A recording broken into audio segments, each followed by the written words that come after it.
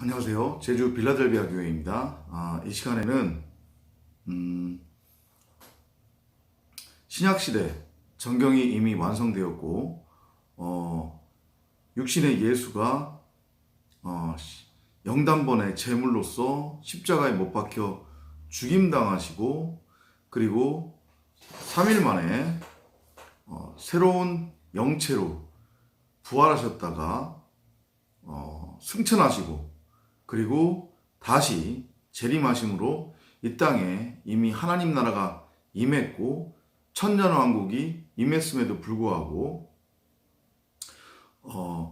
진짜인 실체를 설명하기 위해서 하나의 모형, 그림자로 제시되었던 구약의 율법과 그리고 제사와 절기가 여전히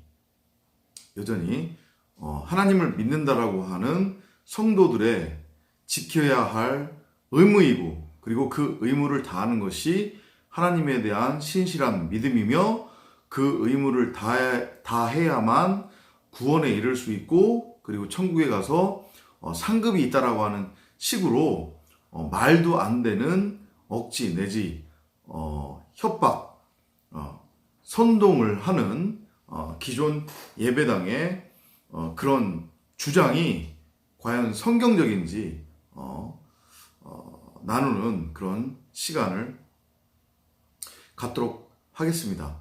여러분들이 가장 관심이 많으신 것은 11조가 소득의 10분의 1을 구분해서 하나님께 드리는 것이 그 성경이 말씀하시는 11조냐, 그리고 그것은 반드시 드려야만 하는 것이냐, 그리고 11조를 드리고 안 드리고의 유무가 신실한 믿음인지 믿음이 아닌지를 판가름하는 기준 내지 절대적인 잣대가 되느냐, 그리고 더불어서 11조뿐만 아니라 여타의 헌금, 절기, 우리나라 그 개신교에 있는 헌금의 종류만 얼추 48가지 정도가 된다고 하는데, 그 48가지의 11조를 포함해서요, 헌금, 그리고 헌신봉사, 주일성소,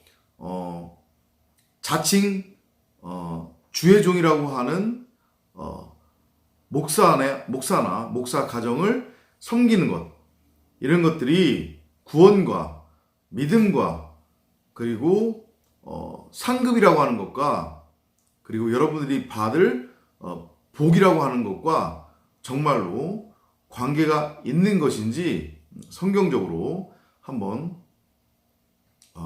따져보도록 하겠습니다. 우선은 저의 얘기를 좀 먼저 드리도록 하겠습니다. 제가 지난번 그 동영상에서도 잠깐 간증을 했었지만은 저 같은 경우에는, 저와 저의 가족의 경우에는 이 하나님을 믿게 된 계기가 진짜 죽음 앞에서 자살을 앞에 두고 저희의 어떤 의지와는 아무런 상관없이, 저희들의 어떤 열심이나 노력, 행위적인 의와는 아무런 상관없이 그분이 저희 가족을 찾아오심으로 말미암아 저희들이 죽음에서 생명으로 건져지는 그런 이제 놀라운 은혜를 경험함으로써 이제 단순하게 하나님을 믿는 것으로 그렇게 끝난 것이 아니라 지금은 이렇게 말씀을 가르치고 전하는 목사로서, 목사 가정으로서 이렇게 우리가 세워진 그런 이제 결과까지도 온 그런 이제 경우인데, 처음에 저희가 예배당을 나갔을 때 경제적 사정이 상당히 어렵다고 제가 말씀을 드렸었죠. 아이가 열이 40도가 넘어감에도 불구하고 아이를 병원에 데리고 갈 돈 5,000원, 10,000원이 없어서 아이의 그 열이 떨어지기만을 기다리면서 전전긍긍했던 그런 시절들, 그리고 아이를 붙들고 하나님 이 아이 살려주십시오. 열이 떨어지게 해주십시오라고 그렇게 기도하면서 그냥 막연하게 눈물을 흘리며 지냈던 그런 시간들. 아내의 배가 점점점 불러오는데 단순하게 스트레스성 살로 인해서 살이 쪄서 배가 나오는 줄만 알고 있었는데, 나중에 이제 그냥 놔두면 안 되겠다 해서 산부인과를 데리고 갔는데 자궁에서 물혹이 2개가 터져서 그 복수가 차 올라서 결국은 배가 이렇게 살찐 것처럼 나온 거였는데 병원에 갈 돈이 없어서 그렇게 전전긍긍하고 잘못하면 큰일 날 그런 지경까지 이르렀던 그런 시간들을 보냈는데 그 와중에도 불구하고, 그럼에도 불구하고 누가 가르쳐 주지도 않았어요. 진짜 누가 가르쳐 주지도 않았는데 스스로 예배당에 등록을 하고 바로 새벽 예배를 시작하면서 신앙생활을 시작하자마자 11조 생활을 같이 시작을 했어요.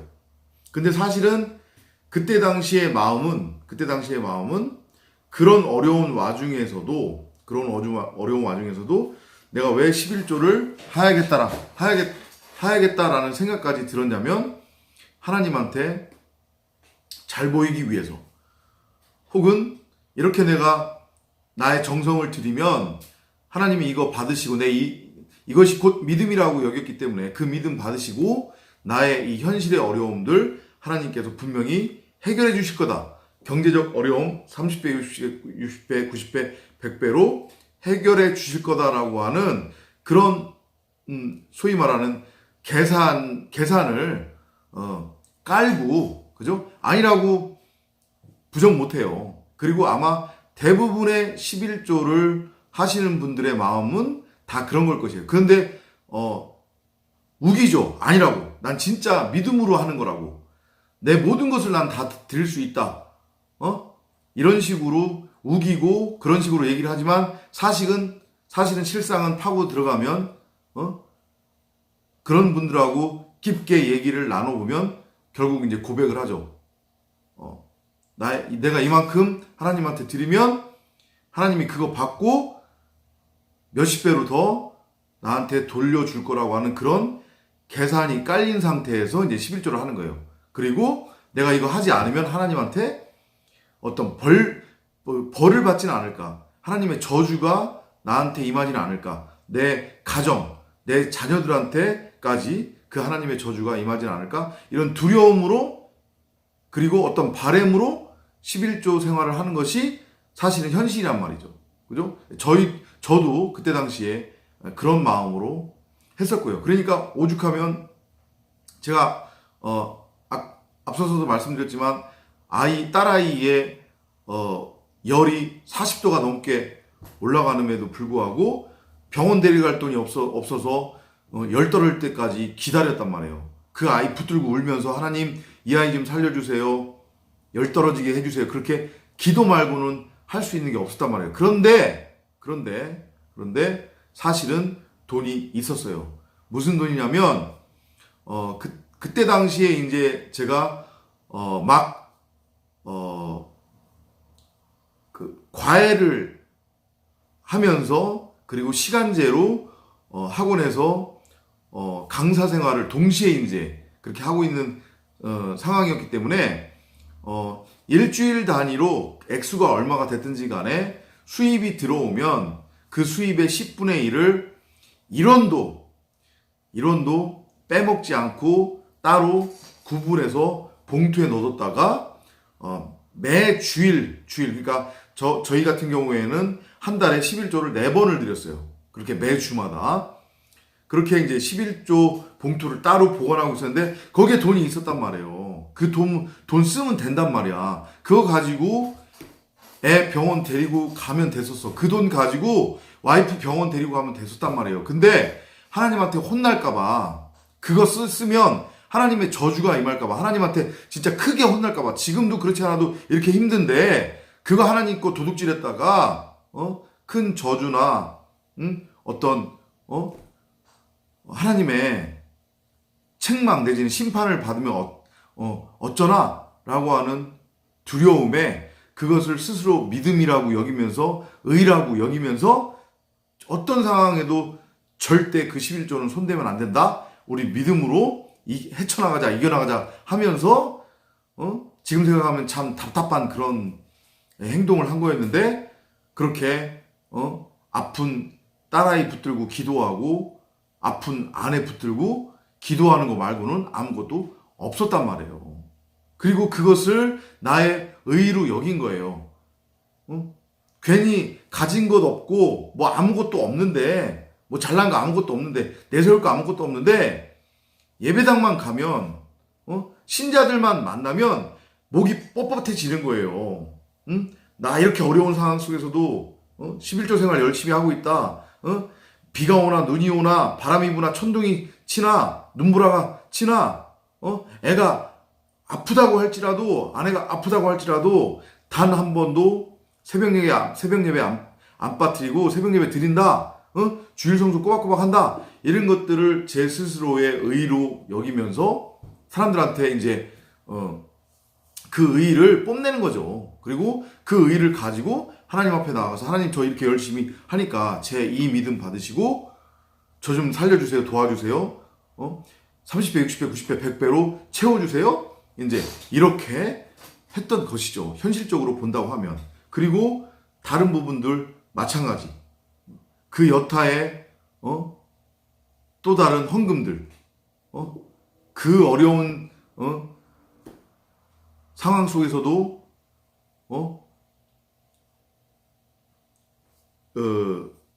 일주일 단위로 헌금 복토가 4개, 5개씩 계속 올라갔으니까 액수로 따지면 거의 한 달에 거짓말 안 하고 거의 한 80만 원에서 100만 원 정도를 그게 벌써 몇 년 전이에요. 80에서 100만 원 정도의 11조를 했었단 말이에요. 그렇게. 그리고 때 되면 가장 비싼 거 선물 사다가 목사 가정에 갖다 바치고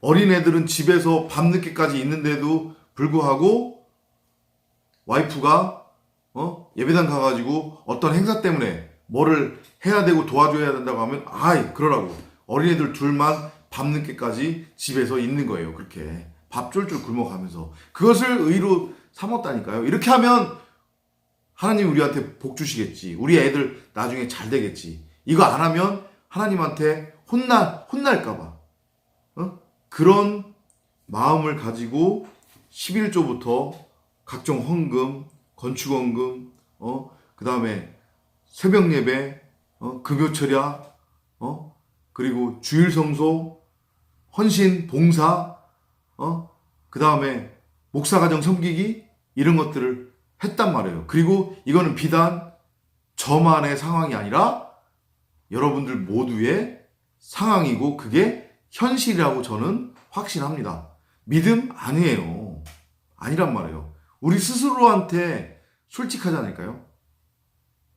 여러분들 자신을 다시 한번 바라보세요. 가정은 어떻게 되는지도 모르고, 진짜, 명절에 제대로 된 오단벌 가족들이 사입지도 못하고, 한 달에 한 번이 됐던, 일주일에 한 번이 됐던, 가족들끼리 오손도손 모여서, 뭐 고기를 먹든가, 외식을 하든가, 어디 한번 외출 한번 제대로 못하면서, 월세방 살면서, 빚내서 11조하고, 빚내서 건축원금하고, 빚내서, 목사가, 해외 선교 나간다고 하면, 돈, 싸다가, 가서 쓰시라고, 항공권 사주고, 용돈, 들이밀어 주고, 때 되면 또 돈 갖다 주고, 선물 갖다 주고, 11조 하고, 자기네 가정은 완전히 개차반인데, 아이들은 다 뜯어진 신발, 옷, 그런 거 입고 다니고, 남편은 양말에 빵꾸가 나가지고 그러고 있는데 아내는 화장품이 다 떨어져서 얼굴 붕 다 뜨고 머리도 제대로 못해서 미용실도 못 다니고 그래서 머리는 붕 이렇게 이런 상태이고 월세는 밀려서 주인이 허구한 날 찾아와가지고 월세 언제 낼 거냐고 그러고 있는데 헌금이며 11조며 헌신봉사 주일성수 새벽예배 금요철야 그리고 목사가정 섬기는 이런 행동들을 자신의 의로 여기면서 그것을 신실한 믿음이라고 여기면서 그렇게 하면 하나님께서 반드시 30배, 60배, 90배, 100배로 채워주실 거라고 하는 그 계산을 깔아놓고 여러분들 그렇게 했잖아요. 저도 그렇고. 그리고 나서 그렇게 했는데도 뭔가 자기가 원하는 것이 하나님께로부터 오지 않는다고 하면 그때는 본전 생각나가지고 이제 하나님한테 막 떼쓰고 덤비고 우기고 그러잖아. 그죠? 그게 신실한 믿음이에요? 아니라니까요. 그리고 그것을 신실한 믿음이라고 하는 그 어떤 성경 말씀도 없을 뿐더러 여러분이나 저는 이제까지 몰라서 예배당 그리고 목사들한테 선동당하고 이용당한 거란 말이에요. 미혹된 거란 말이에요. 그리고 여러분들 스스로도 그런 정욕과 욕심이 있었기 때문에 스스로의 욕심과 정욕에 미혹당한 것이 사실인 거고 인정할 거 인정하자니까. 11조 얘기만 하자면 아까 전에 제가 설명드렸지만 구약의 모든 것들은 실체를 설명하기 위한 모형이었고 그림자였고 몽학선생이었단 말이에요. 그 실체는 누구예요? 바로 그리스도 예수예요. 그 그리스도 예수라고 하는 실체를 설명하기 위해 그리고 우리가 죄인이라고 하는 것을 알고 깨닫도록 하기 위해서 주어진 것이 구약의 율법이고 각종 제사란 말이에요. 그것을 그대로 행하면서 그 행위적인 의로 말미암아 그 의를 하나님 앞에 들이대면서 하나님 저 이렇게 하나님이 하라는 대로 열심히 다 했으니까 복 주십시오. 구원받게 해주십시오. 이렇게 하라는 얘기가 아니라 지킬 수 없잖아요. 율법은 단 하나라도 어기면 무조건 사형이에요.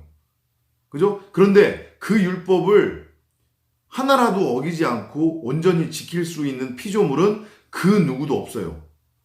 누구 외에는? 예수님 외에는.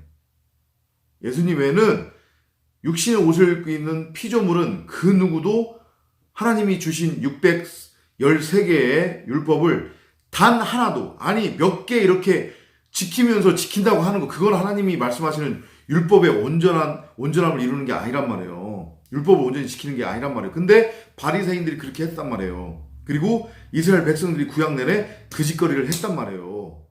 아니란 말이에요. 니네들 한번 지켜봐. 못 지키지? 그래. 그래서 니네들은 죽을 수밖에 없는 죄인이란다 라고 하는 것을 깨닫도록 하기 위해 율법을 준 거예요. 율법을 통해서 죄를 깨달으라고. 바울사도가 그러잖아요. 로마서에서. 그게 율법의 목적이었단 말이에요. 그걸 진짜로 다 지키라고 주신 것이 아니라 한번 지켜봐. 그래. 한번 해보니까 못 지켜지지? 안 되지? 그래. 그래서 너희들은 죄인일 수밖에 없는 거란다. 그러니까 나한테 와.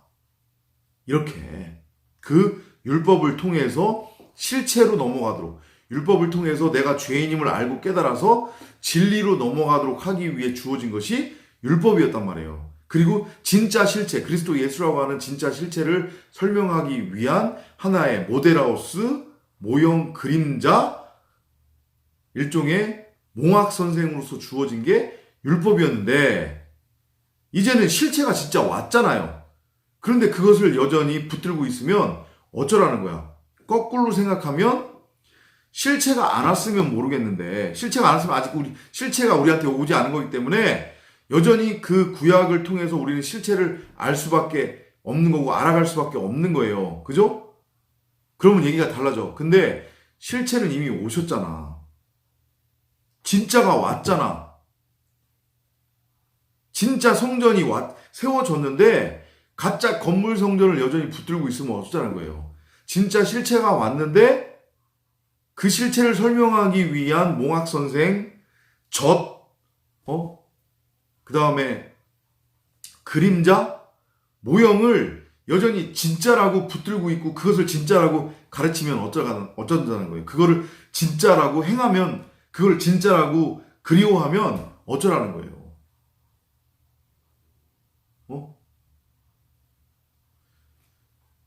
11조가, 구약의 11조가 여러분들 어떤 의미인지 아세요? 그 발단은 어디서부터 시작되는 거냐면, 물론 아벨과 가인의 제사부터 시작되기는 하지만 우리가 그냥 이해하기 쉽게 이해를 하자고 하면 그 출발은 출애굽이에요. 출애굽 전날에 하나님께서 모세를 통해서 이스라엘 백성들한테 뭐라고 말씀하시냐면, 각 가정별로 어린 양을 잡으라고 그러죠. 그죠? 어린 양을 잡아서 그 어린 양의 피를 문설주에 바르라고 해요. 그 문설주가 의미하는 게 뭐냐면 결국은 십자가예요. 십자가에 어린 양 되시는 예수가 매달리는 거예요, 지금. 그러면 그 문설주에 어린 양의 피가 발라있는 집은 나의 사자들이 심판하지 않고 넘어갈 거라고 했어요. 그래서 넘을 월이라고 해서 유월절이 되는 거예요. 출애굽에서 나오려면 거기는 지옥이에요. 출애굽이 의미하는 데가 죄로 가득한 저주의 세상이란 말이에요. 죄 아래 묶여있는 저주의 세상. 뭔지 아시죠? 거기는 지옥이에요. 그럼 거기서 나오려면 반드시 하나님하고 계산을 해야 되는데, 무슨 계산을 해야 되냐면 비청산을 해야 돼.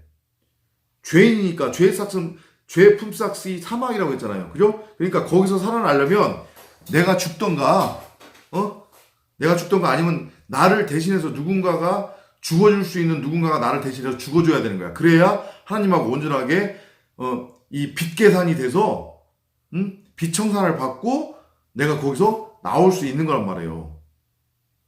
그죠? 그런데 애굽 사람들은 자신들을 대신해서 죽어줄 어떤 존재가 없었어. 그죠? 그럼 어떻게 돼야 돼? 자기들 스스로 그 빛을 탕감받아야 되잖아요. 그러면 자기 스스로 빛을 탕감받으려고 하면 어떻게 해야 돼? 본인 스스로 죄악삭시 사망이라고 했으니까 죽어야 돼. 그래야 죄로부터 완전히 끊겨지는 거야. 그 죄의 굴레에서 자유케 될 수 있는 거란 말이에요. 그러니까 그거를 가르치기 위해서 애굽의 첫 것들은 하나님께서 싹 다 죽이셨잖아요. 가축이든 사람이든. 그죠? 그것이 애굽의 첫 것이 다 죽임당한 이유였고, 출애굽 전날 밤에. 반면에 히브리 사람 이스라엘, 하나님의 택함을 입은 하나님의 백성들, 바로 성도 여러분들이에요. 여러분들은 비탄감을 어떻게 했어요? 여러분들 스스로 했어요? 아니요. 우리는 우리 스스로 절대 빚보증을 설 수가 없어요. 그래서 잠언에서 말씀하시는 거예요. 빚보증 함부로 서지 말라는 의미가 그런 의미예요. 제가 나중에 다시 또 다른 동영상을 통해서 설명드리겠지만 친구나 아는 사람들 함부로 빚보증 서지 말라, 그런 얘기 아니란 말이에요. 그런 얘기를 성경에 왜 써놔요? 우리의 죄 품삯은 사망인데 그 죄 품삯인 사망에 대해서 우리는 다른 누군가를 위해서 우리가 빚보증을 설 수 없고, 그리고 우리 스스로도 나의 빚보증을 설 수 없단 말이에요. 그래서 누군가가 반드시 내가 살기 위해서는 나의 빚을 대신 탕감을 해줘야 돼. 누구였냐? 그게 바로 어린 양 예수인 거예요. 그것이 출애굽의 그림자예요. 그 출애굽의 출애굽의 그림이에요. 그 그림을 통해서 너네들이 살 수 있는 유일한 길은 너네들의 그 어떤 율법적인 의나 노력이나 열심, 그것이 아니다. 오로지 나의 은혜와 사랑으로 말미암은 나의 희생만이 너희들을 이 죄의 품삯으로부터 건져낼 수 있단다 라고 하는 것을 가르치시기 위해서 어린 양을 잡으라고 한 거예요. 그리고 그 어린 양이 문설주에 매달렸는데, 그 문설주가 뭐라고 했어요? 결국은 십자가를 의미한다고 했죠. 그래서 십자가가 달린 그 집은 다 심판을 면한 거예요. 비탄감을 받은 거란 말이에요. 이해되시죠? 그리고 그 죄의 완전한, 온전한 비탄감을 위한 단 한 번의 제물, 여러 번 제사 지내는 거 아니에요. 비탄감을 받기 위해선 오직 한 번만 제사 지내는 거예요. 한 번만 제사 드리는 거예요. 한 번의 제물로, 오직 한 번으로 끝나는 거예요. 죄의 탕감은, 죄의 품삯을 탕감받는 것은, 그러니까 그 영단번의 제사를 위한 영단번의 제물로서 어린 양이 문설주 십자가에 매달린 거란 말이에요. 그게 11조예요, 바로. 여러분이나 저를 대표해서 10이라고 하는 건 완전성이에요. 완성이에요. 여러분이나 저를 교회로 세우기 위해, 성전으로 세우기 위해, 성도로 세우기 위해 여러분이나 저를 대표해서, 여러분이나 저는 그분과는 형제지간인 거예요. 그리스도 예수 하나님 안에서. 그리고 그분은 저희들의 신랑이 되시기도 하고요. 그죠? 맏형으로서 여러분이나 저를 대표로서 10의 1로서 대신해서 문설주 십자가에 영단번의 제물로서 영단번의 제사를 위해 매달리신 거란 말이에요. 그게 11조라니까. 10의 1. 여러분들 소득의 10분의 1을 구분해서 드리는 게 11조가 아니라 그런 얘기는 성경에 있지도 않아요. 그래서 출애굽이 된 거잖아요. 그죠? 죽임 안 당하고 비탄감을 다 받은 거야. 그리고 나서 이제 출애굽한 후에 이스라엘 백성들한테 야, 얘네들아, 니네들 어떻게 해야만 이제 그 죄의 싹쓸부터 니네들이 자유할 수 있는지 알겠지? 니네들의 어떤 의나 어떤 노력으로도 너네들은 죄에서 자유할 수 없단다. 너네들은 피조물이고 너네들 자체가 흑암, 공허, 혼돈이기 때문에 그래서 너네들이 죄로부터 자유케 되기 위해서는 누가 있어야만 하냐면 어린 양 그리스도 예수가 있어야만 한다라는 것을 가르치기 위해서 그분이 10의 1로서 드려진 거니까 11조로 드려진 거니까 출애굽한 후에 하나님께서 이스라엘 백성들한테 모세를 통해서 어떤 말씀을 하시냐면 너네들 중에 한 지파는 출애굽을 기념하기 위해서 나한테 드려져야 돼. 내 걸로 드려져야 돼. 이렇게 말씀을 하신단 말이에요. 그러면서 너네들 이스라엘 12지파, 각 12지파의 장자는 모두 내 거야. 라고 말씀하세요. 그러니까 장자들은 다 그 출애굽의 10의 1 어린 양의 그 영단번의 제사, 영단번의 제물로 드려짐을 알고 깨닫도록 하기 위해서 이스라엘 백성들 12지파의 각 가정의 장남은 다 하나님께로 그래서 드려라 라고 하나님께서 모세를 통해서 말씀하시는데 만약에 그렇게 되면 이스라엘 백성들은 유목하는 민족이었잖아요. 그죠? 가축들을 돌보아야 돼.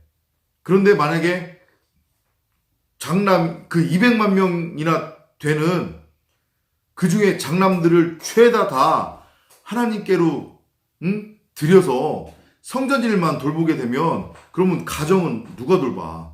그러니까 이게 유지가 안 되잖아요. 그죠? 그래서 다시 하나님께서 모세를 통해서 뭐라고 말씀하시냐면 그러면 너네들을 대표해서 너네 12지파를 대표해서 어떤 한 지파가 나한테 온전히 드려져야 된다.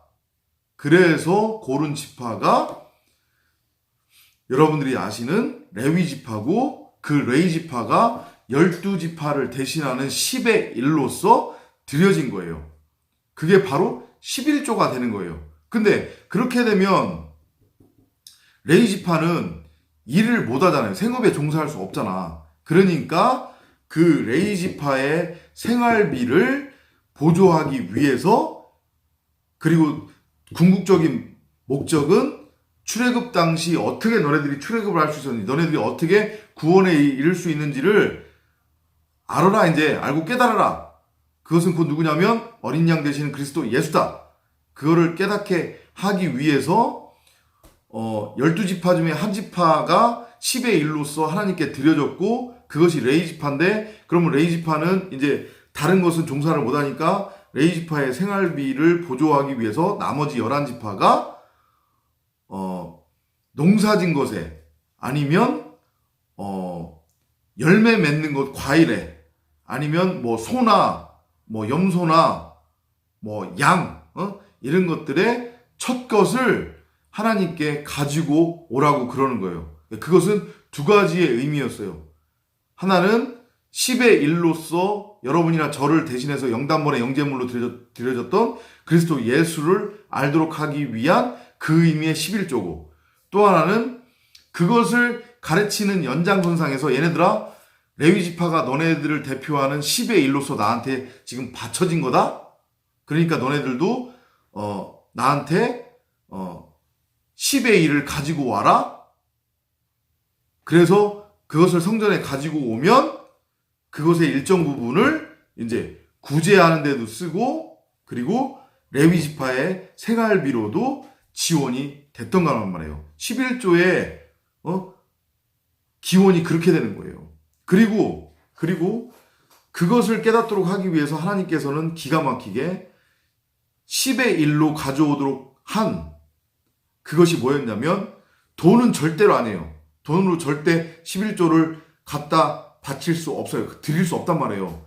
다 하나님께서 이스라엘 백성들한테 11조로 드리라고 한 것은 뭐였냐면, 씨를 맺는 과일들이에요. 무슨 말인지 이해되시죠? 과일 중에서도, 열매 중에서도 씨 맺는 열매. 그것이 무엇을 의미하는지 아실 거예요. 씨 맺는 열매라고 하는 것은 곧 뭐냐면 그리스도 예수만이 하늘의 생명력을 가지고 있는 씨가 되시는 분이니까, 그 씨를 우리가 받아서 우리가 새 생명으로 태어나는 거니까, 그 역시 마찬가지로 그리스도 예수를 10의 1로서의 11조로서의 그리스도의 예수를 가르치시기 위해서 씨 맺는 열매만을 가져오라고 하셨고, 그 다음에 그 어린 양이 결국은 10의 1이다, 11조라고 하는 것을 가르치시기 위해 가축 중에서도 첫 것, 그 출애굽 당시에 어린 양의 첫 것이 드려졌기 때문에 그렇게 11조가 유래된 거란 말이에요. 그죠? 그러니까 11조는 다시 한번 말씀드리지만 소득의 10분의 1을 구분해서 드리는 게 아니에요. 하나님은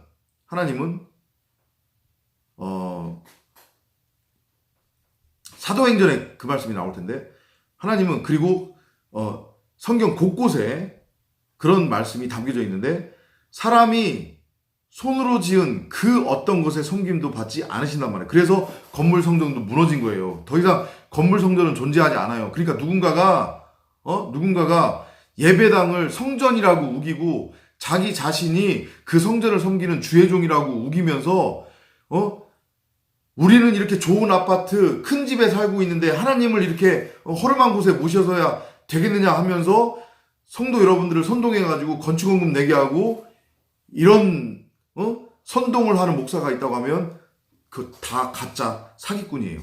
건물 성전은 더 이상 존재하지 않고, 건물 성전이 존재하지 않기 때문에 주의 종도 제사장도 존재하지 않는단 말이에요. 왜냐? 영단번의 제물로 제사를 드림으로 말미암아 더 이상 제사를 드릴 필요가 없잖아요 지금. 그런데 무슨 건물 성전이 필요하고 무슨 그 제사를 주관하는 제사장이 필요하냐고요. 이해됐어요? 건물 성전 없어요. 그리고 제사장 없어요. 주의 종 없는 거예요. 더군다나 물질로, 금전으로, 현금으로 10의 1을, 문자적으로 10의 1을 구분해서 하나님께 드리는 11조는 더더욱이 없는 거란 말이에요. 진짜가 왔잖아요. 실체가 왔기 때문에 그림자는 있을 수 없는 거예요. 그 그림자는 폐해되는 게 맞는 거예요. 진짜가 왔잖아.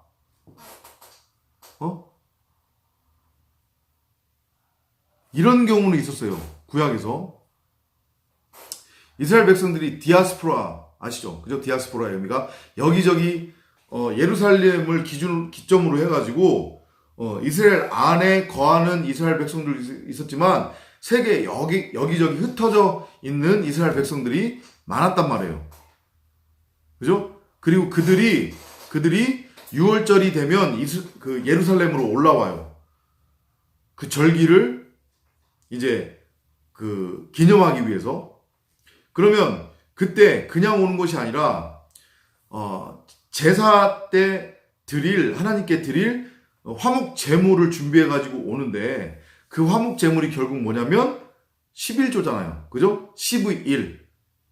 영단번에 제물로서 드려진 그리스도 예수를 기념하기 위한 어린 양 첫 새끼를 하나님께 드리기 위해서 제물로 준비해 가지고 그 제물을 준비해서 이제 예루살렘으로 끌고 올라오는데, 만약에 예루살렘을 기점으로 너무 먼 곳에 살고 있어 누군가가, 그러면 그 제물을, 짐승 제물을, 아니면은 뭐 그 씨 있는 열매를, 곡식을, 곡물을 예루살렘까지 가지고 올 수 없잖아요. 그러니까 하나님께 드리기로 한 그 가축이나 곡물, 과일들을 자기가 거하는 곳에서 팔아서 현금화 시켜요.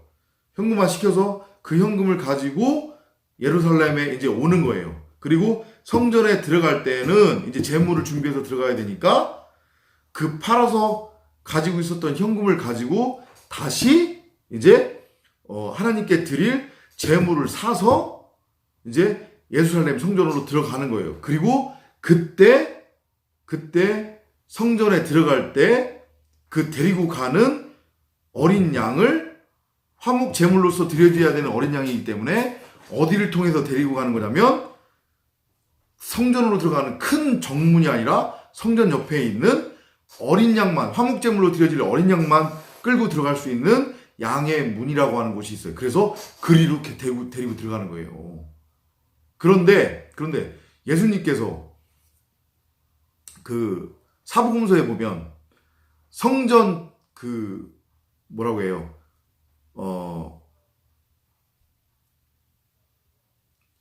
성전을 뒤집어 엎으시죠. 그죠? 그래서 기도하는 나의 집을 장사의 소굴로 만들었다고. 그죠? 그게 이거예요. 이거랑 연결되는 거예요. 이제 사람들이 6월절 그 제사를, 예배를 드리기 위해서 예루살렘까지 와서 이제 성전에 들어가면서 예물을 사야 되는, 이제 예물을 다시 사서 들어가야 되는데, 이것들이 흠도 없고 점도 없는 깨끗한 예물을 팔아야 되는데 엉뚱하게 장삿거리를 하는 거예요, 거기서. 그래서 이제 하나님이, 예수님께서 열받으셔가지고 성전을 그렇게 난장판을 만드신 거란 말이에요. 그렇게 내용이 연결되는 거예요.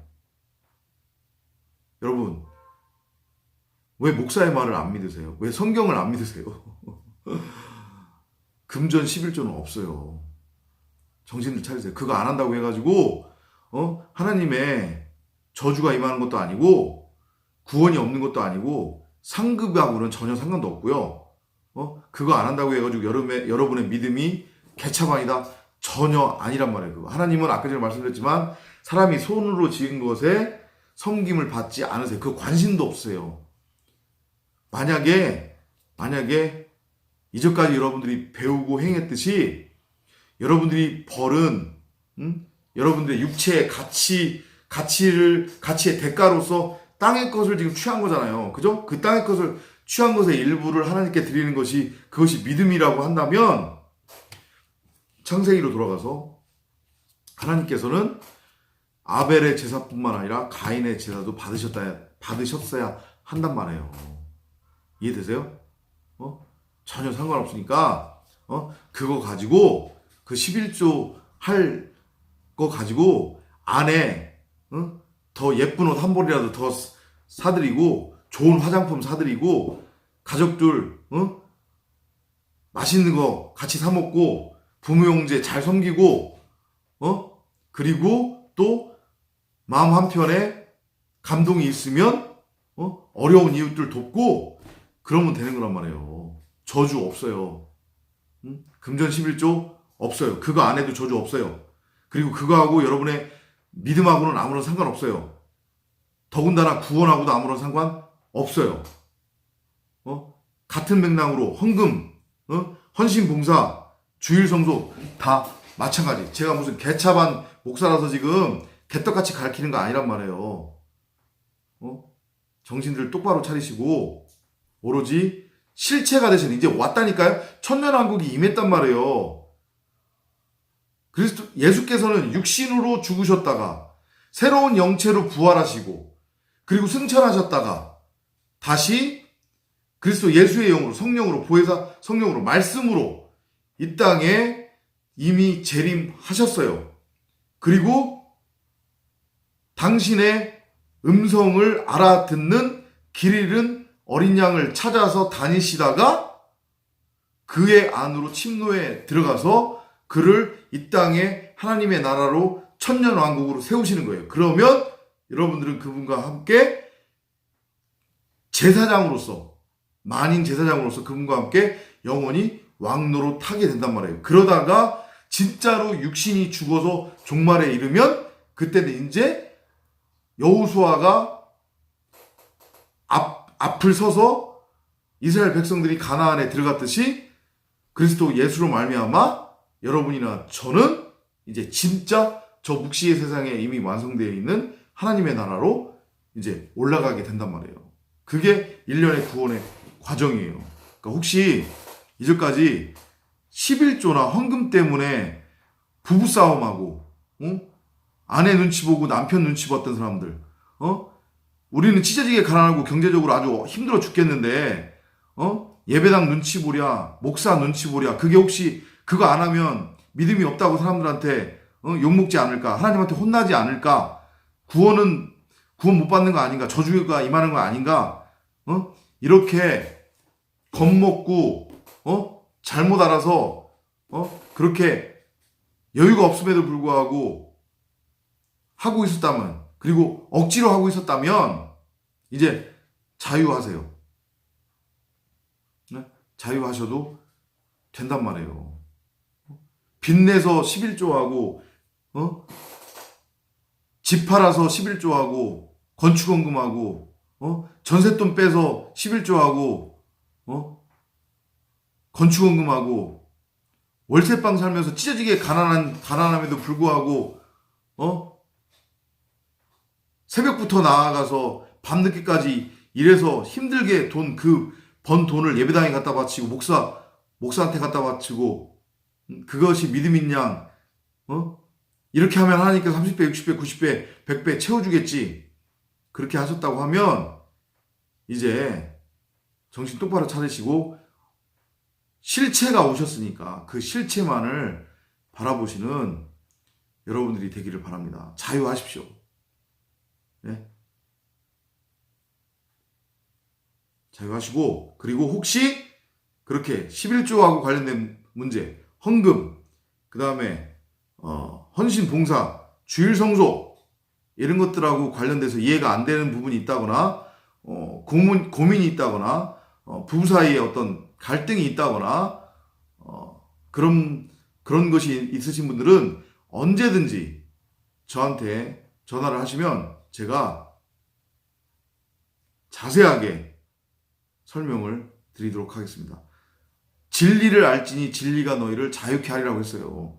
지네들은 매지도 않고 그 수고하고 무거운 짐을 이미 실체로 말미암아 모든 게 다 완성됐고, 그리고 영단번에 제사와 제물로서 어린 양이 드려짐으로 말미암아 모든 것이 다 완성됐는데, 그리고 그 실체는 이미 오셨는데, 하나님의 나라가 이미 임했고 천년왕국이 임했음에도 불구하고 그 구약에 그 율법을 갖다 들이대면서 그 수고하고 무거운 짐을 지게 해서 이 땅에서 죄의 종로로 타다 율법의 종로로 타다가 영원히 사망에 이르게 만드는 그런 예배당의 말에 더 이상 현혹되지 마시고, 그런 목사들의 말에 더 이상 현혹되지 마시고 자유하세요. 자유하세요.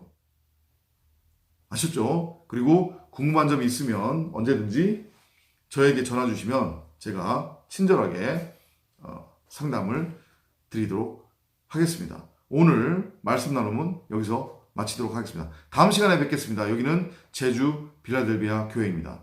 안녕히 계십시오.